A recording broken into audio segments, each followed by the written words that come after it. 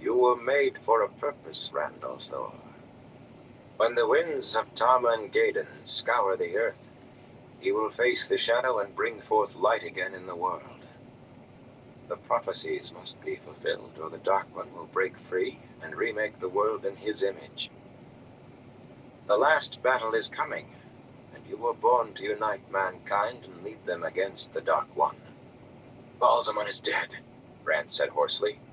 The Amelin snorted like a stable hand. If you believe that, you are as much a fool as money. Many there believe he is dead, or say they do. But I notice they still won't risk naming him. The Dark One lives, and he is breaking free. You will face the Dark One. It is your destiny. It is your destiny. He had heard that before, in a dream, that had maybe not been entirely. Destiny. He had heard that before, in a dream, that had maybe not been entirely.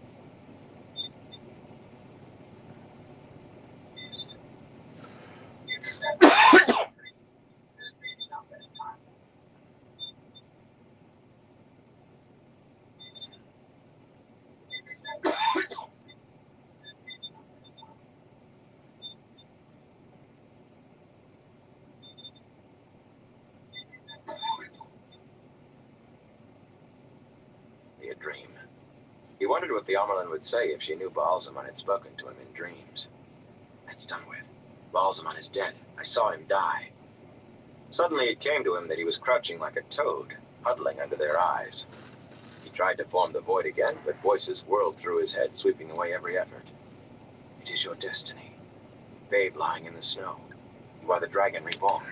Balsamon is dead. Rand is a good name, Kari. I will not be used. Drawing on his own native stubbornness, he forced himself back upright. Face it on your feet. You can keep your pride, at least. The three Aes Sedai watched with no expression. Hey, Crazy Bear, how you doing? With an effort, he steadied his voice. What are you going to do to me? Nothing, the Amelin said, and he blinked. It was not the answer he had expected, the one he had feared. You say you want to accompany your friend with Ingtar, and you may. I have not marked you out in any way. Some of the sisters may know you are ta'veren, but no more. Only we three know who you truly are. Your friend Perrin will be brought to me as you were, and I will visit your other friend in the infirmary. You may go as you will, without fear that we will set the Red Sisters who you truly are. Anger flared up in him, hot and corrosive. He forced it to stay inside, hidden. Why? The prophecies must be fulfilled. We let you walk free, knowing what you are, because otherwise the world we know will die, and the Dark One will cover the earth with fire and death. Mark me. Oh, that's crazy, Crazy Bear. Hey, Pat the Cat, how you doing, bro? Who would strike you down if they knew a tenth of what you are, and feel no more remorse than for this a little bit. Fish. But then there are men who've no doubt laughed with you, who would do the same if they knew. I think that's a little bit better. Have a care, Randall Thor, Dragon Reborn. He looked at each of them in turn. The prophecies are no part of me. They returned his gaze so calmly it was hard to believe they were trying to convince him he was the most hated, the most feared man in the appreciate history you of the stopping world. by, bro. He had gone right through fear and come out the other side in some place cold. Anger was all that kept him warm. Yeah, hopefully it's not as bad as your previous night, Crazy Bear. Where he stood and he no longer cared. A part of Land's instructions came back to him. Left hand on the hilt, he twisted the sword behind him, catching the scabbard in his right. Pretty much what I'm doing too. Straight. At least till I get tired. Mother, may I depart this place? I give you leave to go, my son. Straightening, he stood there a moment longer. I will not be used, he told them. There was a long silence as he turned and left. The silence stretched on in the room after Rand left until it was broken by a long breath from the Amelin. I cannot make myself like what we just did, she said. It was necessary, but Did it work, daughters? Moiraine shook her head, just the slightest movement. I do not know, but it was necessary, and is necessary, Varen agreed. She Had my touched her glasses forehead, taped up. then peered at the dampness on her fingers. He is strong, and as stubborn as you said, Moiraine. Much stronger than I expected. We may have to gentle him after all before... Her eyes widened. But we cannot, can we? The prophecies. The light forgive us for what we are loosing on the world. Yeah. The prophecies, I don't know if it's good Moiraine smoke. said, It's nodding. roaches. Afterwards, we will do as we must, as we do now. As we must, the Amyrlin said. Yes. But when he learns to channel, the light help us all. The silence returned. There was a storm coming. Nynaeve felt it. A big storm, worse than she had ever seen. She could listen to the wind and hear what the weather would be. All wisdoms claimed to be able to do that, though many could not. Nynaeve had felt more comfortable with the ability before learning it was a manifestation of the power. Any woman who could listen to the wind could channel, though most were probably, as she had been, unaware of what she was doing, getting it only in fits and starts. This time, though, something was wrong. Outside, the morning sun was a golden ball in a clear blue sky, and birds sang in the gardens, but that was not it. There would have been nothing to listening to the wind if she could not foretell the weather before the signs were visible. There was something wrong with the feeling this time, something not quite the way it usually was. The storm felt distant, too far off for her to feel at all. Yet it felt as if the sky above should have been pouring down rain and snow and hail, all at the same time, with winds howling to shake the stones of the keep. And she could feel the good weather, too, lasting for days yet, but that was muted under the other.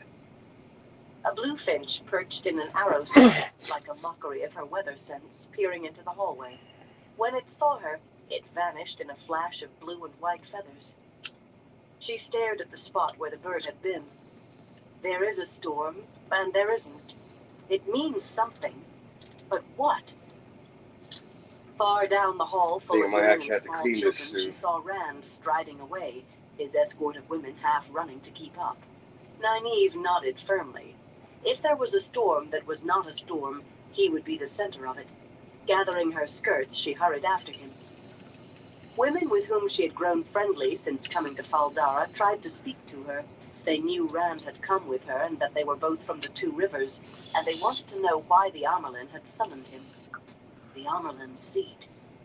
Ice in the pit of her belly, she broke into a run, but before she left the women's apartments, she had lost him around too many corners and beyond too many people.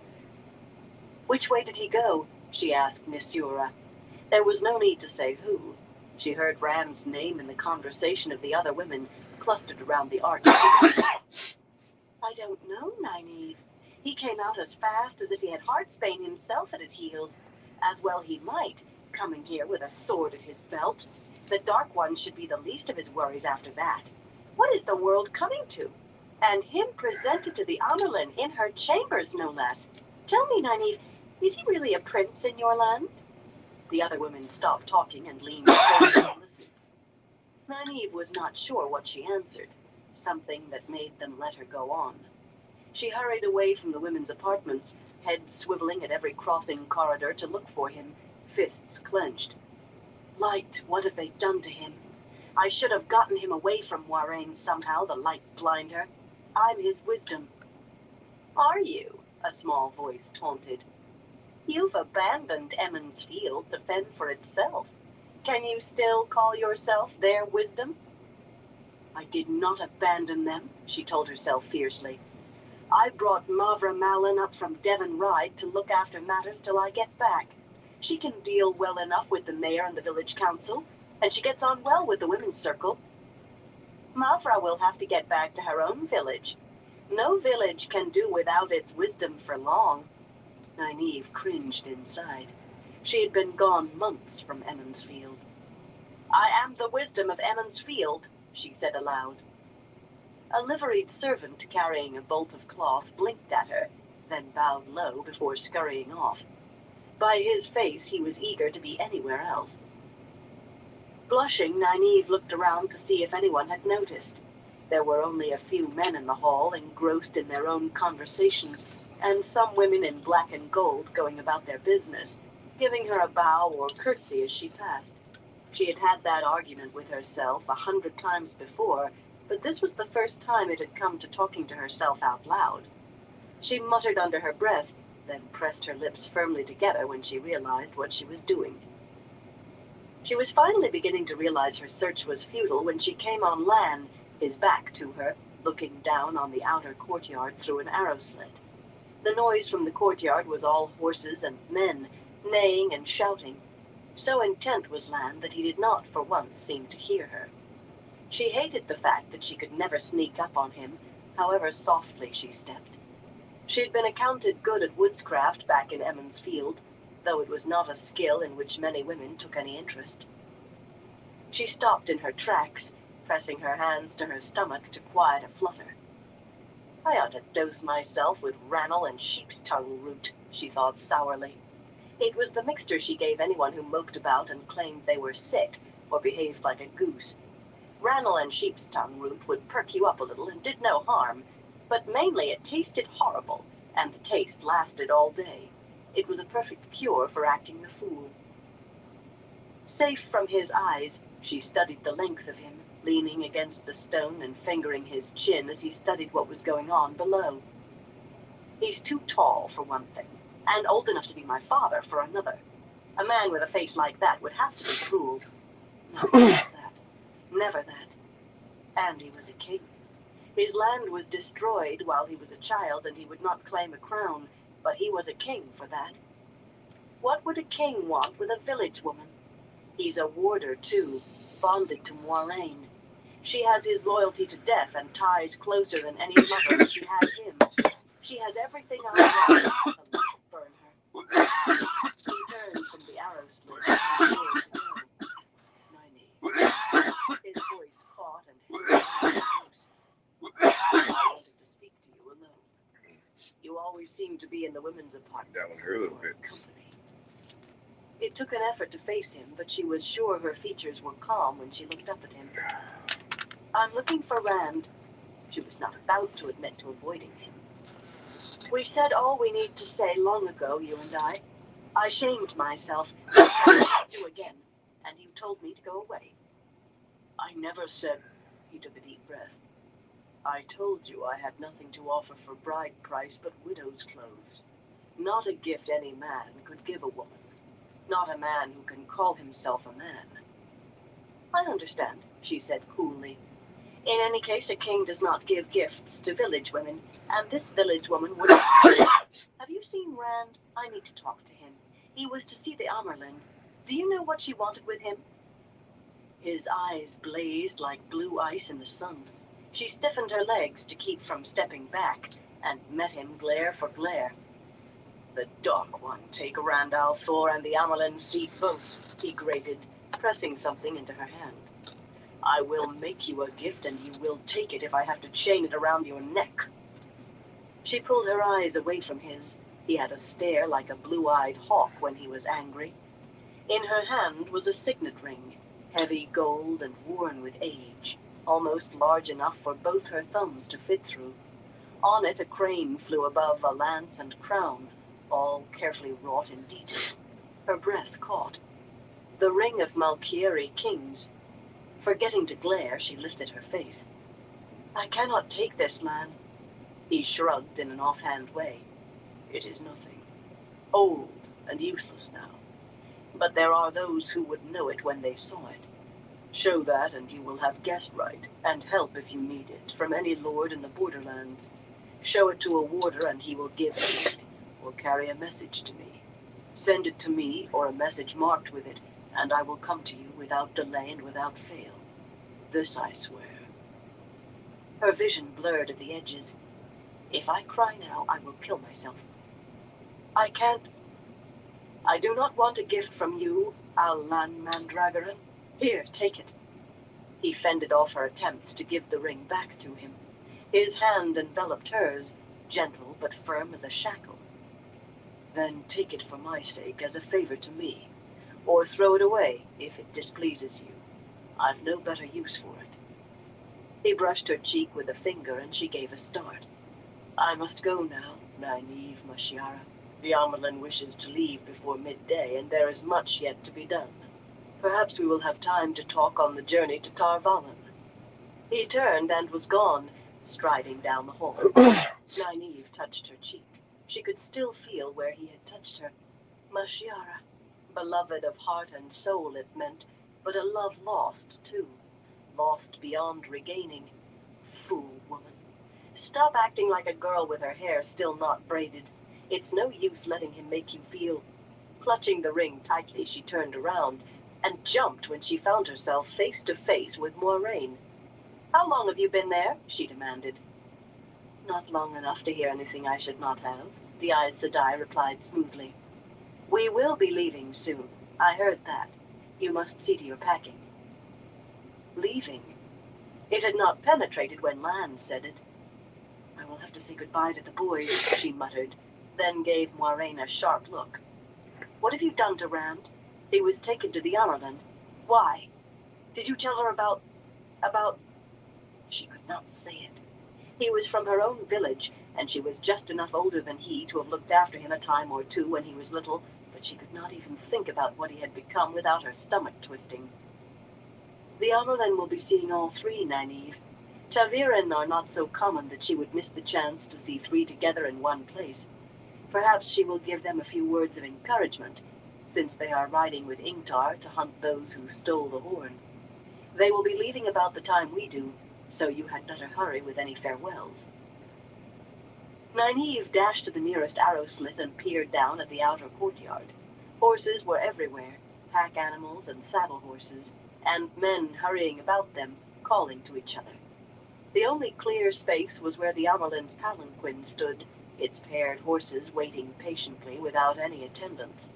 Some of the warders were out there looking over their mounts, and on the other side of the courtyard, Ingtar stood with a knot of Shienaran armor. Sometimes a warder or one of Ingtar's men crossed the paving stones to exchange a word. I should have gotten the boys away from you, she said, still looking out. Egwene, too, if I could do it without killing her. Why did she have to be born with this cursed ability? I should have taken them back home. They are more than old enough to be off apron strings, Moiraine said dryly. And you know very well why you could never do that. For one of them, at least. Besides, it would mean leaving Egwene to go to Tar Valon alone. Or have you decided to forego Tar Valon yourself? If your own use of the power is not schooled, you will never be able to use it against me. Nynaeve spun to face the Aes Sedai, her jaw dropping. She could not help it. I don't know what you were talking about. Did you think I did not know, child? Well, as you wish it. I take it that you are coming to Tar Valon? Yes, I thought so. Nynaeve wanted to hit her, to knock away the brief smile that flashed across the Aes Sedai's face. Aes Sedai had not been able to wield power openly since the breaking, much less the One Power, but they plotted and manipulated, pulled strings like puppet masters, used thrones and nations like stones on a stone's board. She wants to use me too, somehow. If a king or a queen, why not a wisdom? Just the way she's using Rand. I'm no child, Aes Sedai. What are you doing with Rand now? Have you not used him enough? I don't know why you have not had him gentled. Now the Amerlin's here with all those other Aes Sedai, but you must have a reason. It must be some plot you're hatching. If the Amerlin knew what you were up to, I wager she'd... Moiraine cut her off. What possible interest could the Amerlin have in a shepherd? Of course, if he were brought to her attention in the wrong way, he might be gentled or even killed. He is what he is, after all. And there is considerable anger about last night. Everyone is looking for whom to blame. The Aes Sedai fell silent and let the silence stretch. Nynaeve stared at her, grinding her teeth. Yes, Moiraine said finally. Much better to let a sleeping lion sleep. Best you see to your packing now. She moved off in the direction Lan had gone, seeming to glide across the floor. Grimacing, Nynaeve swung her fist back against the wall. The ring dug at her palm. She opened her hand to look at it. The ring seemed to heat her anger, focus her hate. I will learn. You think because you know you can escape me, but I will learn better than you think, and I will pull you down for what you've done, for what you've done to Mat and to Perrin, for Rand. The light help him and the Creator shelter him, especially for Rand. Her hand closed around the heavy circlet of gold. And for me. Egwene watched the liveried maid folding her dresses into a leather-covered travel chest, still a little uncomfortable, even after nearly a month's practice, with someone else doing what she could very well have done herself. They were such beautiful dresses, all gifts from the Lady Amalisa, just like the gray silk riding dress she wore, though that was plain except for a few white morning star blossoms worked on the breast. Many of the dresses were much more elaborate. Any one of them would shine at Sunday or at bell time. She sighed, remembering that she would be in Tar Valon for the next Sunday, not Emond's Field. From the little Moiraine had told her of novice training, almost nothing really. She might not be home for bell time in the spring or even the Sunday after that. Nynaeve put her head into the room. Are you ready? She came the rest of the way in. We must be down in the courtyard soon. She wore a riding dress, too, in blue silk with red lover's knots on the bosom, another gift from Amalisa. Nearly, Nynaeve. I'm almost sorry to be going. I don't suppose we'll have many chances in Tar Valon to wear the nice dresses Amalisa gave us.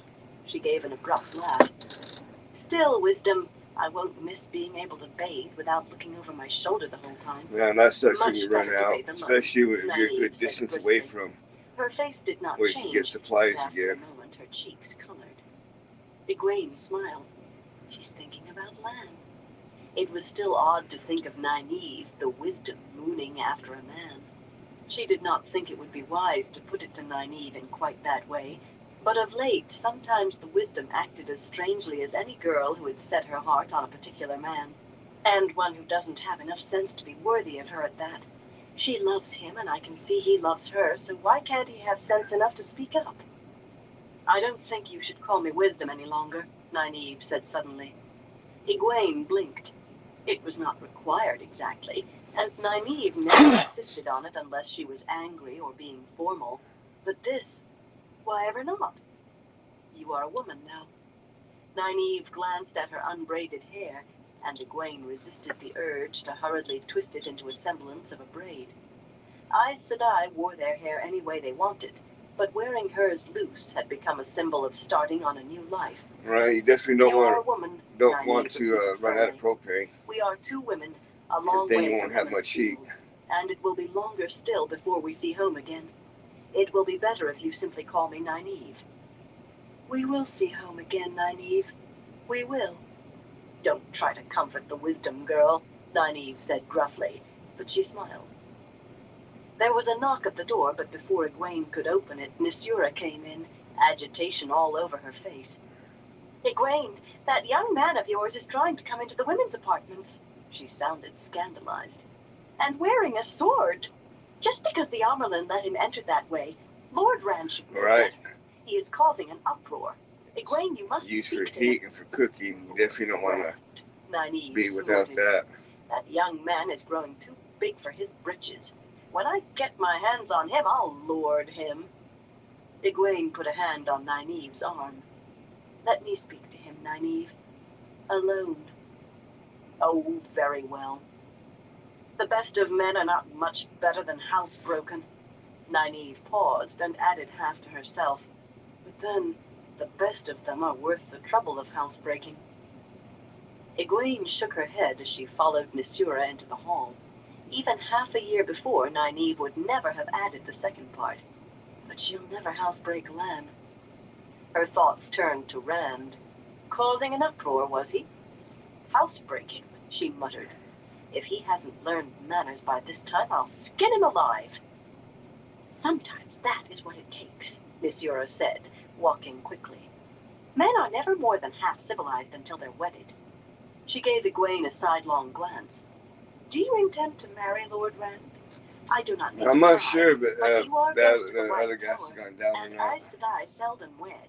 None but some of the green Ajah I've ever heard, and not many of them, and Egwene could supply the rest. She had heard the talk in the women's apartments about a suitable wife for Rand. At first it had caused stabs of jealousy and anger. He had been all but promised to her since they were children, but she was going to be an Aes Sedai, and he was what he was, a man who could channel. She could marry him and watch him go mad, watch him die. The only way to stop it would be to have him gentled. I can't do that to him. I can't. Yeah. I do not know, she said. Nisura nodded. It's slowly getting a little bit better. Coach where you have a claim, but you are going to the as long as I tower, don't try to do like a good husband. too much. There he is. The women gathered around the entrance to the women's apartments, both inside and out, were all watching three men in the hallway outside. Rand, with his sword buckled over his red coat, was being confronted by slowly Agilmar getting better. and Khajiit. Neither of them wore a sword. Even It doesn't hurt as bad as it was. These Still were hurts. Still the women's apartments. Egwene stopped at the back of the crowd. You understand why you cannot go in, Agilmar was saying. I know that things are different in Andor, but you do understand. I didn't try to go in. Rand sounded as if he had explained all this more than once already. I told the Lady Nisura I wanted to see Egwene, and she said Egwene was busy and I'd have to wait. All I did was shout for her from the door. I did not try to enter. You'd have thought I was naming the Dark One the way you started in on me. Women have their own ways, Khajiit said. He was tall for a Shienaran, almost as tall as Rand, lanky and shallow. His topknot was black as pitch. They set the rules for the women's apartments, and we abide by them even when they are foolish. A number of eyebrows were raised among the women, and he also broke my glasses. You must send a message in if you wish to speak to one of the women, but it will be delivered when they choose, and until it is, you must wait. That is our custom. I have to see her, Rand said stubbornly. We're leaving soon. Not soon enough for me, but I still have to see Egwene. We will get the Horn of Valir and the dagger back, and that will be the end of it. The end of it. But I want to see her before I go. I'm not sure how ginger ale helps her back, but okay. No need to be so fierce, Khajiit said. You and Ingtar will find the horn or not, and if not, then another will retrieve it. The wheel weaves as the wheel wills. I've been drinking more water lately. We are but threads in the pattern. Do not let the horn seize you, Rand, Agilmar said. It can take hold of a man. I know how it can, and that is not the way. A man must seek duty, not glory. What will happen, will happen. If the Horn of Valir is meant to be sounded for the light, then it will be. Here is your Egwene, Khajiit said, spotting her. Agilmar looked around and nodded when he saw her with Nisura. I will leave you in her hands, Rand al'Thor. Remember, here, her words are law, not yours. Lady Nisura, do not be too hard on him. He only wished to see his young woman, and he does not know our ways. Egwene followed Nisura as the Shienaran woman threaded her way through the watching women. Nisura inclined her head briefly to Agilmar and Khajiit. She pointedly did not include Rand. Her voice was tight. Lord Agilmar, Lord Khajiit, he should know this much of our ways by now, but he is too big to spank, so I will let Egwene deal with him. Agilmar gave Rand a fatherly pat on the shoulder. You see, you will speak with her, if not exactly in the way you wished. Come, Khajiit, we have much to see to yet. The Amyrlin still insists on... His voice trailed away as he and the other man left. Rand stood there, looking at Egwene. The women were still watching, Egwene realized. Watching her as well as Rand, waiting to see what she would do. So I'm supposed to deal with him, am I? Yet she felt her heart going out to him. His hair needed brushing. His face had anger, defiance, and weariness. Walk with me, she told him. A murmur started up behind them as he walked down the hall beside her, away from the women's apartments. Rand seemed to be struggling with himself, hunting for what to say. I've heard about your exploits, she said finally. Running through the women's apartments last night with a sword, wearing a sword to an audience with the Amerlin seat. He still said nothing, only walked along, frowning at the floor. She didn't hurt you, did she? She could not make herself ask if he had been gentled. He looked anything but gentle, but she had no idea what a man looked like afterwards. He gave a jerk. No, she didn't. Egwene, the Amerlin... He shook his head. She didn't hurt me. She had the feeling he had been going to say something else entirely. Usually she could ferret out whatever he wanted to hide from her, but when he really wanted to be stubborn, she could more easily dig a brick out of a wall with her fingernails. By the set of his jaw, he was at his most stubborn right now. What did she want with you, Rand? Nothing important. ta'Veren. She wanted to see ta'Veren. His face softened as he looked down at her. What about you, Egwene? Are you all right? Moiraine said you would be, but you were so still. I thought you were dead at first. Well, I'm not, she laughed.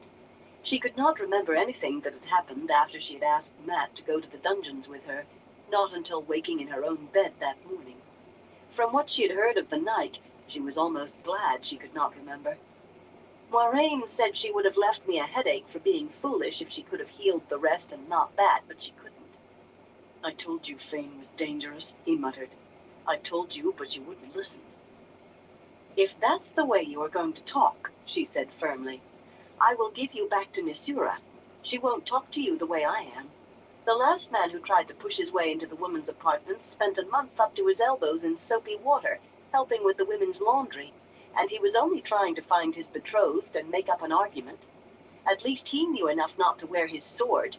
The Light knows what they do to you. Everybody wants to do something to me, he growled. Everybody wants to use me for something. Well, I won't be used. Once we find the horn and Mat's dagger, I'll never be used again.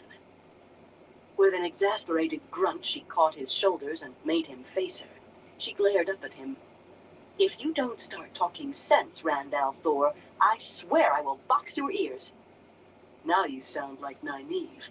He laughed. As he looked down at her, though, his laughter faded.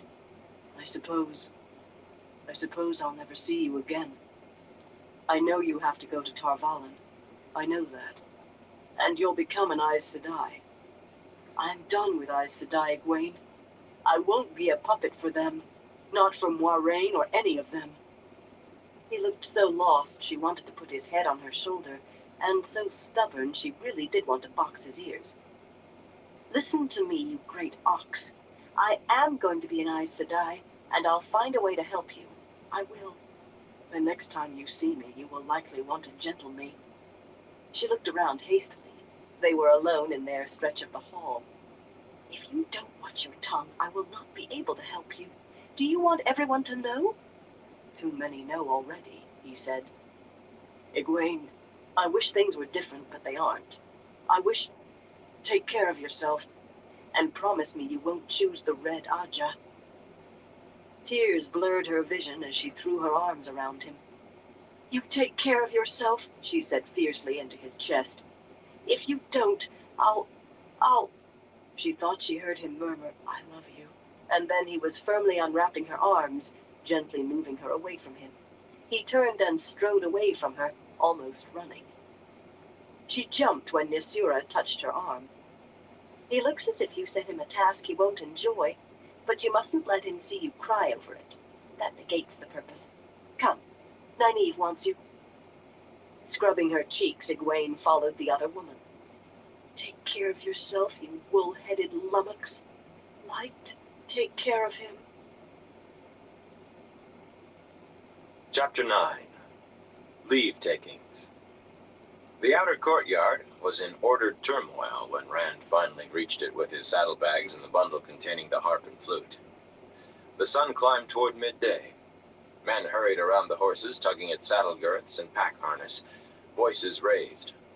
Others darted with last-minute additions to the pack saddles, or water for the men working, or dashed off to fetch something just remembered. But everyone seemed to know exactly what they were doing and where they were going. The guard walks and archers' balconies were crowded again, and excitement crackled in the morning air. Hooves clattered on the paving stones. One of the pack horses began walking, and stablemen ran to calm it. The smell of horses hung thick. Rand's cloak tried to flap in the breeze that rippled the swooping hawk banners on the towers, but his bow, slung across his back, held it down. From outside the open gates came the sounds of the Amerlin's pikemen and archers forming up in the square. They had marched around from a side gate. One of the trumpeters tested his horn. Some of the warders glanced at Rand as he walked across the courtyard. A few raised eyebrows when they saw the heron-marked sword, but none spoke. Half wore the cloaks that were so queasy-making to look at. Mondarb, Rand's stallion, was there, tall and black and fierce-eyed, but the man himself was not, and none of the Aes Sedai, none of the women, were in evidence yet either. Lorraine's white mare, Aldib, stepped daintily beside the stallion. Rand's bay stallion was with the other group on the far side of the courtyard with Ingtar, and the bannerman holding Ingtar's gray owl banner, and 20 other armored men with lances tipped with 2 feet of steel, all mounted already. The bars of their helmets covered their faces, and golden surcoats with the black hawk on the chest hid their plate and mail. Only Ingtar's helmet had a crest, a crescent moon above his brow, points up. Rand recognized some of the men. Rough-tongued Uno with a long scar down his face and only one eye. Ragan and Masima. Others who had exchanged a word or played a game of stones. Ragan waved to him, and Uno nodded. But Masima was not the only one who gave him a cold stare and turned away. Their pack horses stood placidly, tails swishing. The big bay danced as Rand tied his saddlebags and bundled behind the high-cantled saddle. He put his foot in the stirrup and murmured, "Easy, Red," as he swung into the saddle. But he let the stallion frisk away some of his stable-bound energy. To Rand's surprise, Loyal appeared from the direction of the stables, riding to join them.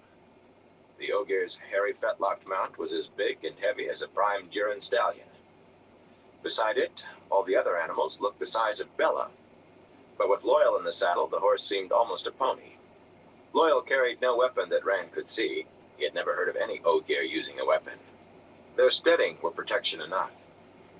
And Loyal had his own priorities, his own ideas of what was needed for a journey.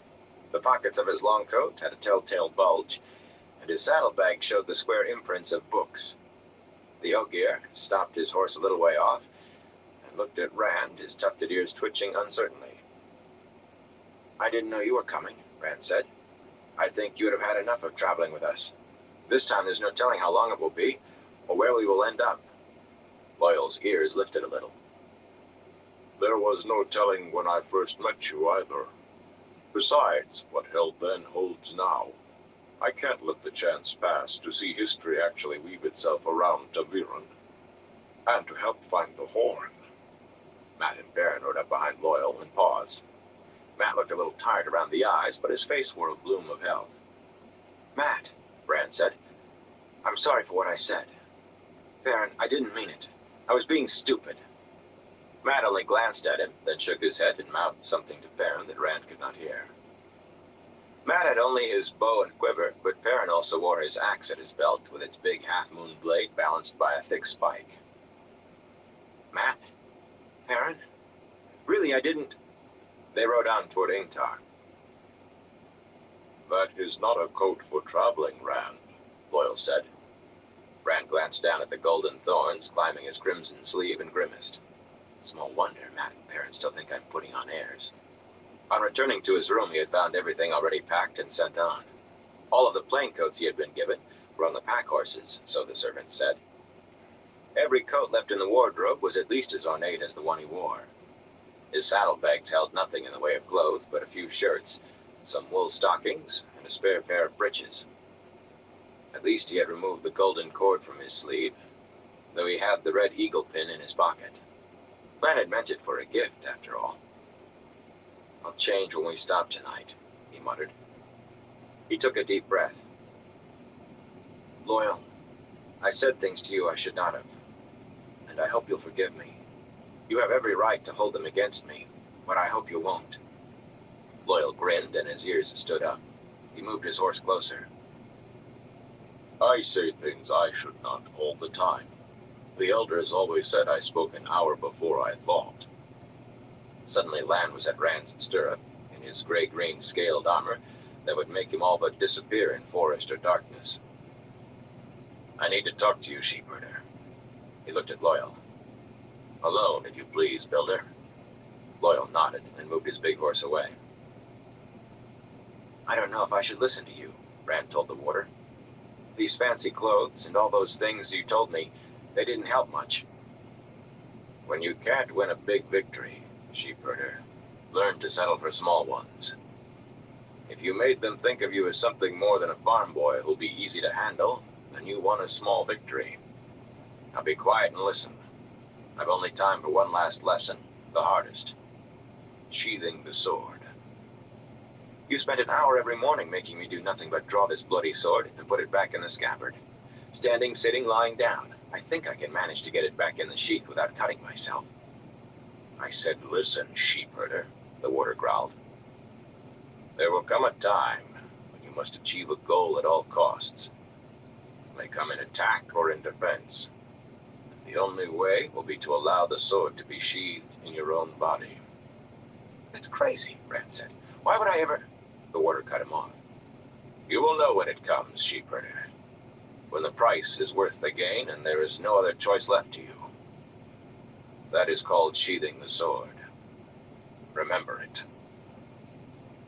The Amelin appeared, striding across the crowded courtyard with Lyanna and her staff, and Lord Oglomar at her shoulder. Even in the green velvet coat, the Lord of Fal Dara did not look out of place among so many armored men. There was still no sign of the other Aes Sedai. As they went by, Rand caught part of their conversation. But, Mother, Oglomar was protesting, you've had no time to rest from your journey here. Stay at least a few days more. I promise you a feast tonight such as you could hardly get in Tar Valon. The Amelin shook her head without breaking stride. I cannot, Oglomar. You know I would if I could. I had never planned to remain so long, and matters urgently require my presence in the White Tower. I should be there now. Mother, it shames me that you come one day and leave the next. I swear to you, there will be no repetition of last night. I have tripled the guard in the city gates as well as the keep. I have tumblers in from the town and a bard coming from Mos Shirara. My King Esau will be on his way from Falmoran. I sent word as soon as... Their voices faded as they crossed the courtyard, swallowed up by the din of preparation. The Amelin never as much as glanced in Rand's direction. When Rand looked down, the warder was gone and nowhere to be seen. Loyal brought his horse back to Rand's side. That is a hard man to catch and hold, isn't he, Rand? He's not here, then he's here, then he's gone, and you don't see him coming or going. Sheathing the sword. Rand shivered. Warders must all be crazy. The warder the Amelin was speaking to suddenly sprang into his saddle. He was at a dead gallop before he reached the wide-standing gates. She stood watching him go, and her stance seemed to urge him to go faster. Where is he headed in such a hurry? Rand wondered aloud. I heard, Loyal said, that she was sending someone out today, all the way to Arad Doman. There is word of some sort of trouble on Almouth Plain, and the Amelin seat wants to know exactly what. What I don't understand is why now. From what I hear, the rumors of this trouble came from Tar Valon with the Aes Sedai. Rand felt cold. Egwene's father had a big map back at home, a map Rand had pored over more than once, dreaming before he found out what the dreams were like when they came true. It was old, that map, showing some lands and nations the merchants from outside said no longer existed. Sorry if I'm distracted, everyone. I'm playing a little game. Marked, butting against Tomon Head. We will meet again on Tomon Head. It was all the way across the world, you know, on the Arath Ocean. It has nothing to do with us, he whispered. Nothing to do with me. Loyal appeared not to have heard. Rubbing the side of his nose with a finger like a sausage, the Ogier was still peering at the gate where the warder had vanished. If she wanted to know, why not send someone before she left Tar Valon? But you humans are always sudden and excitable, always jumping around and shouting. His ears stiffened with embarrassment. I am sorry, Rand. You see what I mean about speaking before I think. I'm rash and excitable sometimes myself, as you know. Rand laughed. It was a weak laugh, but it felt good to have something to laugh at. Maybe if we lived as long as you Ogier, we'd be more settled. Loyal was 90 years old. By Ogier standards, not old enough by 10 years to be outside the steading alone. That he had gone anyway was proof, he maintained, of his rashness. If Loyal was an excitable Ogier, Rand thought most of them must be made of stone. Perhaps so, Loyal mused. But you humans do so much with your lives. We do nothing but huddle in our steading. Planting the groves, and even the building were all done before the long exile ended. It was the groves Loyal held dear, not the cities men remember the Ogier for building. It was the groves planted to remind Ogier builders of the steading that Loyal had left his home to see. Since we found our way back to the steading, we... His words trailed off as the Amyrlin approached. Ingtar and the other men shifted in their saddles, preparing to dismount and kneel, but she motioned them to stay as they were. Lyanna stood at her shoulder, and Agumar a pace back. From his glum face, he appeared to have given up trying to convince her to remain longer. The Amyrlin looked at them one by one before she spoke. Her gaze stayed on Rand no longer than on any other. "Peace favor your sword, Lord Ingtar," she said finally. "Glory to the builders, loyal Kissaron. You honor us, Mother. May peace favor Tavalon." Ingtar bowed in his saddle, and the other Shienarans did too. "All honor to Tavalon," Loyal said, bowing. Only Rand and his two friends on the other side of the party stayed upright. He wondered what she had said to them. Lyanna's frown took in all three of them, and Agumar's eyes widened, but the Amyrlin took no notice. "You ride to find the Horn of Valir," she said. "And the hope of the world rides with you. The horn cannot be left in the wrong hands, especially in Dark Friend hands. Those who come to answer its call will come whoever blows it, and they are bound to the horn, not to the light." There was a stir among the listening men. Everyone believed that those heroes called back from the grave would fight for the light. If they could fight for the shadow instead. The Amyrlin went on, but Rand was no longer listening. The Watcher was back. The hair stood on the back of his neck. He peered up at the packed archers' balconies overlooking the courtyard, at the rows of people jammed along the guard walks atop the walls. Somewhere among them was the set of eyes that had followed him unseen. The gaze clung to him like dirty oil. It can't be a Fade, not here. Then who? Or what? He twisted in his saddle, pulling Red around, searching. The bay began to dance again. Suddenly, something flashed across in front of Rand's face. A man passing behind the Amyrlin cried out and fell, a black-fletched arrow jutting from his side. The Amyrlin stood calmly looking at a rent in her sleeve. Blood slowly stained the gray silk. A woman screamed, and abruptly the courtyard rang with cries and shouts.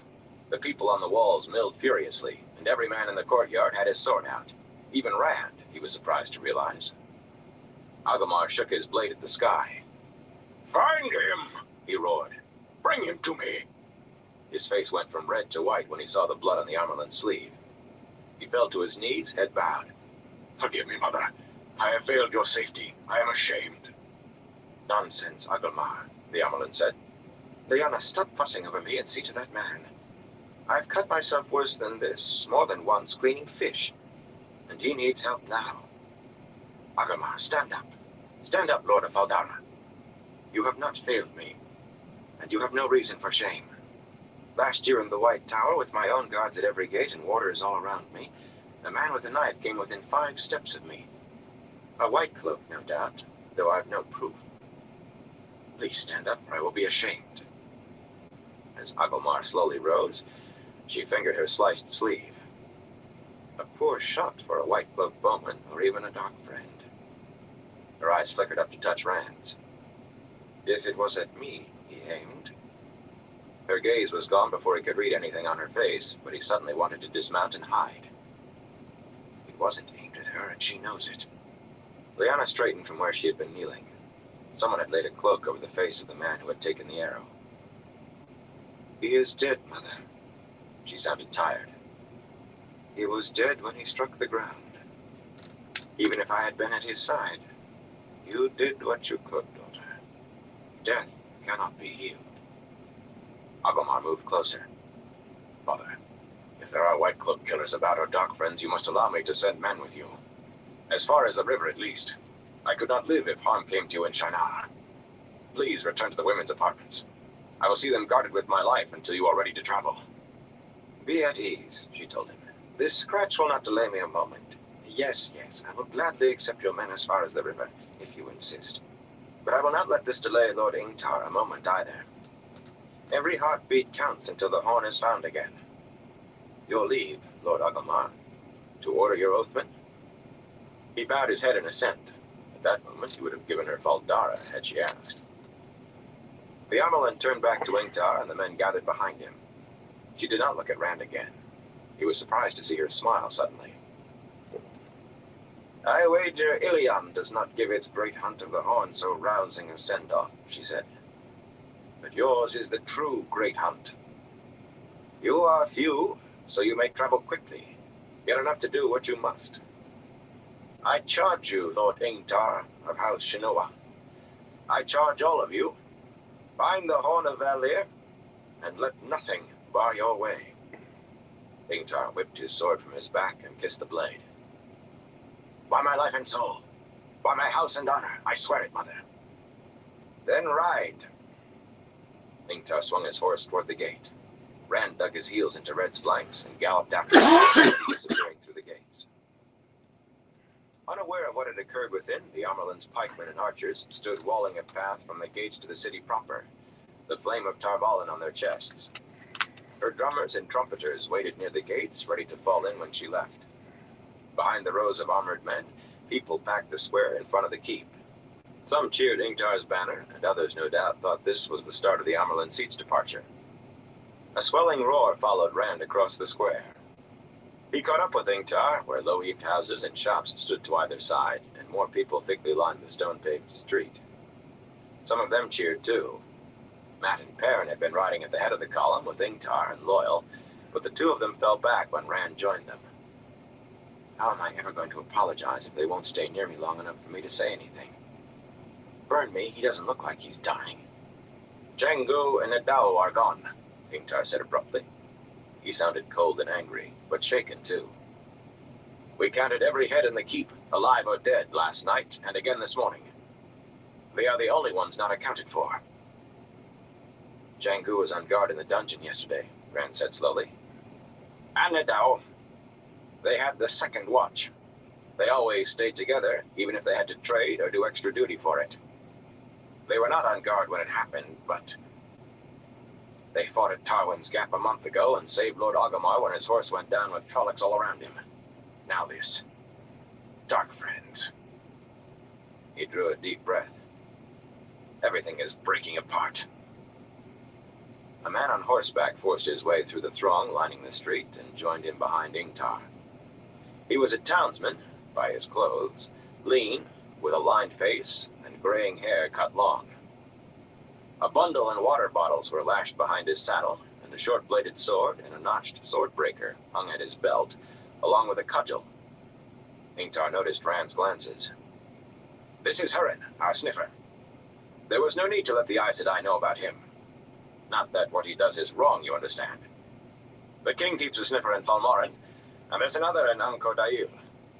It's just that Aes Sedai seldom like what they do not understand, and with him being a man, it's nothing to do with the power, of course."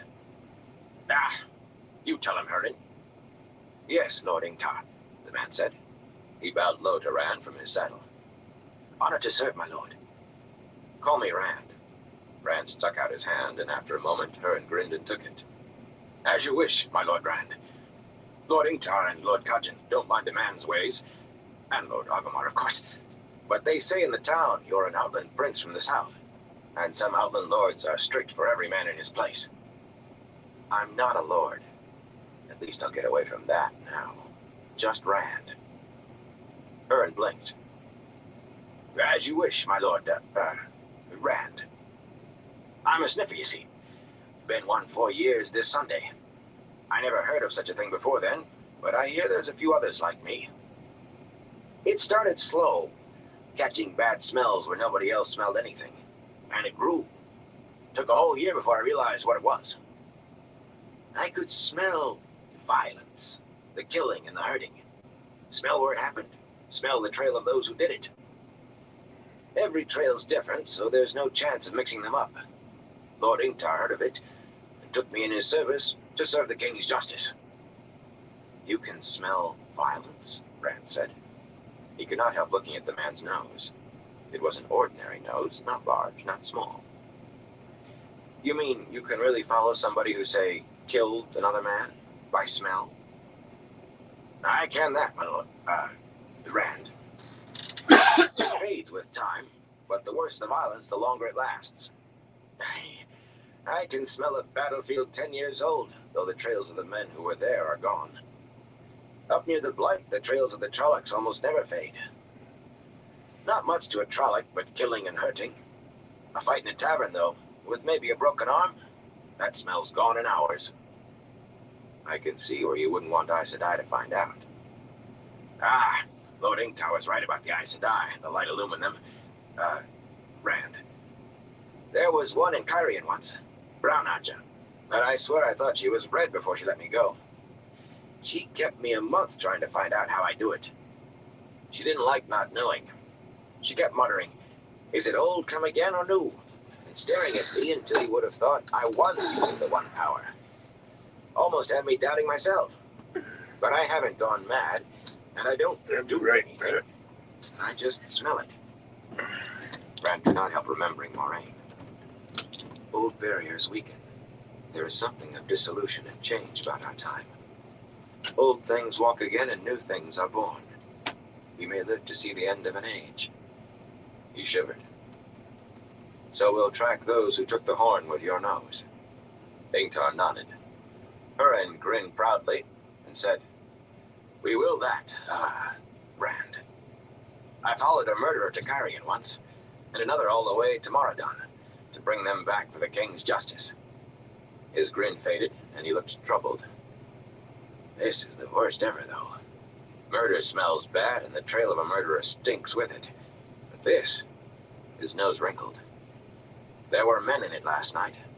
Dark friends must be, but you can't tell a dark friend by smell. What I'll follow is the Trollocs and the Halfmen. Something even worse. He trailed off, frowning and muttering to himself, but Rand could hear it. Something even worse, the light help me.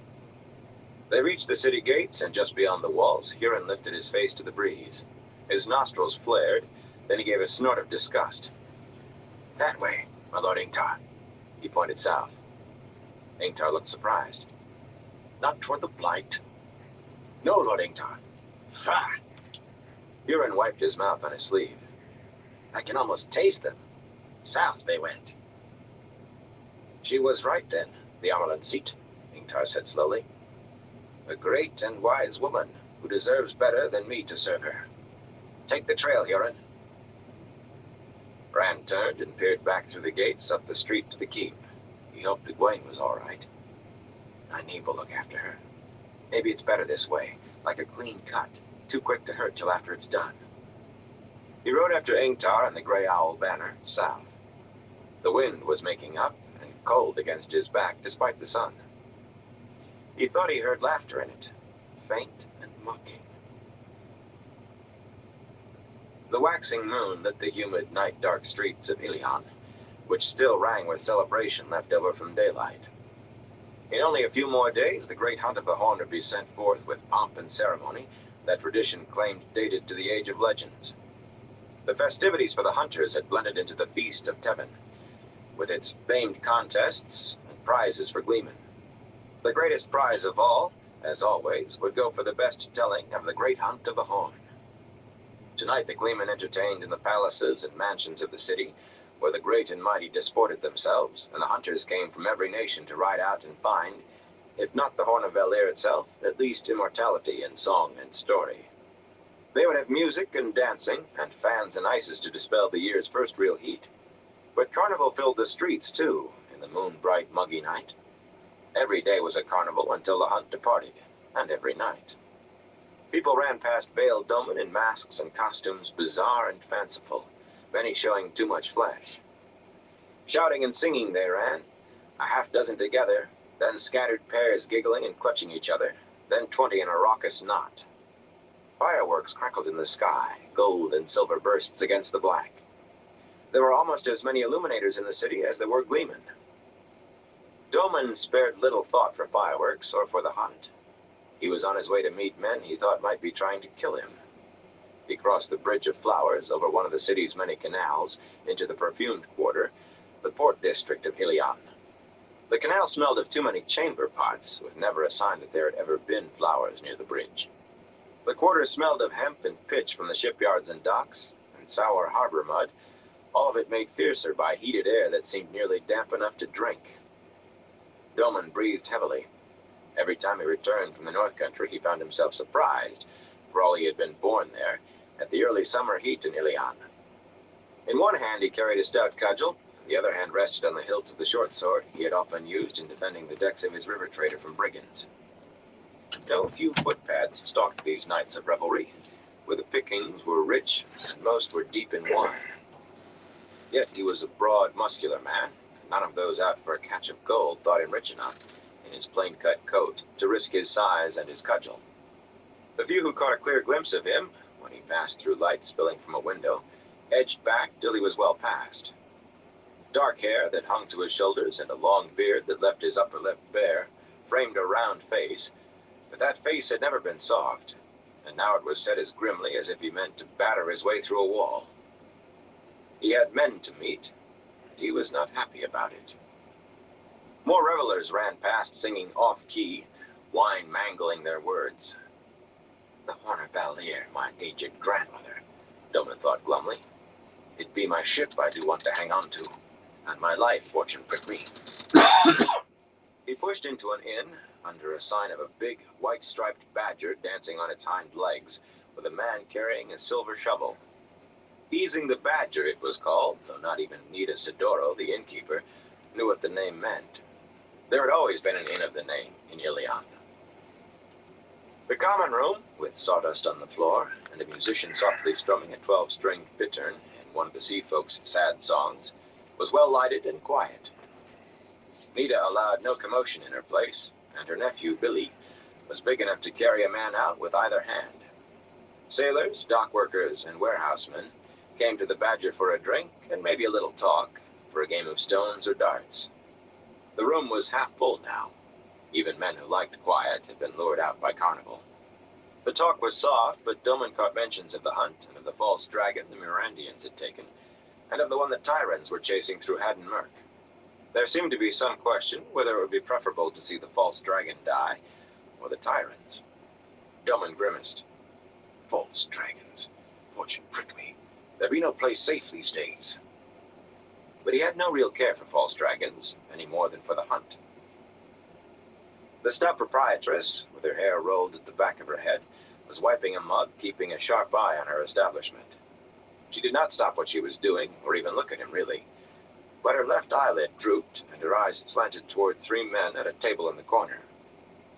They were quiet, even for the Badger, almost somber, and their bell-shaped velvet caps and dark coats, embroidered across the chest in bars of silver and scarlet and gold, stood out among the plain dress of the other patrons. Doman sighed and took a table in a corner by himself. Carrienin this time. He took a mug of brown ale from a serving girl and drew a long swallow. When he lowered the mug, the 3 men in striped coats were standing beside his table. He made an unobtrusive gesture to let Nita know that he did not need Billy. Captain Doman. They were all 3 nondescript, but there was an air about the speaker that made Doman take him for their leader. They did not appear to be armed. Despite their fine clothes, they looked like they had to be. There were hard eyes in those so very ordinary faces. Captain Baal Doman, of the Spray. Doman gave a short nod, and the 3 sat down without waiting for an invitation. The same man did the talking. The other 2 just watched, hardly blinking. God, Doman thought, for all their fine clothes. Who do he be to have a pair of guards look over him? Captain Doman, we have a personage who must be brought from Mayenne to Ilion. Spray be a river craft, Doman cut him off. Her draft be shallow, and she has no keel for deep water. It was not exactly true, but close enough for landsmen. At least to be a change from Tyr. They'd be getting smarter. The man seemed unperturbed at the interruption. We had heard you were giving up the river trade. Maybe I do, and maybe no. I have no decided. He had, though. He would not go back upriver, back to the borderlands for all the silk shipped in Tyran bottoms. Saldaean furs and ice peppers were not worth it, and it had nothing to do with the false dragon he had heard of there. But he wondered again how anyone knew. He had not spoken of it to anyone, yet the others had known too. You can coast easily enough. Surely, Captain, you would be willing to sail along the shoreline for 1,000 gold marks. Despite himself, Doman goggled. It was 4 times the last offer, and that had been enough to make a man's jaw drop. Who do you want me to fetch for that? The first of Mayenne herself? Has Tyr finally forced her all the way out, then? You need no names, Captain. The man set a large leather pouch on the table and a sealed parchment. The pouch clanked heavily as he pushed them across the table. The big red wax circle holding the folded parchment shut bore the many-rayed Rising Sun of Kyrian. 200 on account. For 1,000 marks, I think you need no names. Give that, seal unbroken, to the port captain of Mayenne, and he will give you 300 more and your passenger. I will hand over the remainder when your passenger is delivered here, so long as you have made no effort to discover that personage's identity. Doman drew a deep breath. Fortune, be worth the voyage, if there be never another penny beyond what be in that sack. And 1,000 was more money than he could clear in 3 years. He suspected that if he probed a little more, there would be other hints, just hints, that the voyage involved hidden dealings with Ilion's Council of 9 and the First of Mayenne. The First's city-state was a province of Tyr in all but name, and she would no doubt like Ilion's aid.